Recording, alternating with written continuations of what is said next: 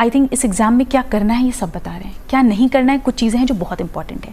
पहली चीज़ जो मुझसे गलती हुई कि सिलेबस को बिना समझे properly I stepped into the preparation. तो ये गलती तो नहीं करनी है। पहले सिलेबस उठाएं। मेंस का बहुत ही डिटेल सिलेबस यूपीएससी ने दिया है, हमें ये देखना चाहिए।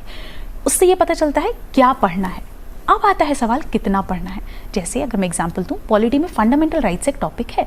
फंडामेंटल राइट्स पे एक बुक भी हो सकती है, आप एक आर्टिकल पे एक बुक लिख सकते हैं। तो हमें कितना रिक्वायरमेंट है उसके लिए प्रीवियस ईयर क्वेश्चंस देखो। तो सिलेबस बताता है क्या पढ़ना है, प्रीवियस ईयर क्वेश्चन बताते हैं कितना पढ़ना है, कितना रिक्वायरमेंट है।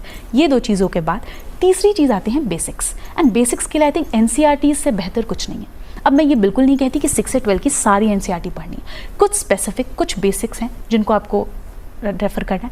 बहुत ही limited number of standard books, क्योंकि आई थिंक एक मुझसे जो गलती हुई कि वो मैं बहुत सोर्सेज को रेफर करती थी। अब जिस सब्जेक्ट से डर लग रहा है, जैसे हिस्ट्री वीक है तो हिस्ट्री के लिए मैंने कम से कम 10 किताबें पढ़ ली हैं।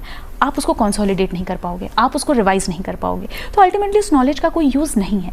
तो ये भी मैं कहूँगी कि बहुत ही मिनिमम बुक लिस्ट रखो। आई थिंक पढ़ने से ज़्यादा इंपॉर्टेंट एक रिपीटेड रिविजन स्लॉट, कि हर 10 दिन बाद, 10 दिन नहीं तो 20 दिन बाद मैं 1-2 दिन का स्लॉट, कि पिछले 20 दिन में जो पढ़ा उसको मैं रिवाइज करके उस पर एक टेस्ट सॉल्व करके और तब मैं आगे बढ़ूँ। तो ये कुछ चीज़ें हैं जो मुझे लगती हैं रिक्वायर्ड हैं इस फील्ड।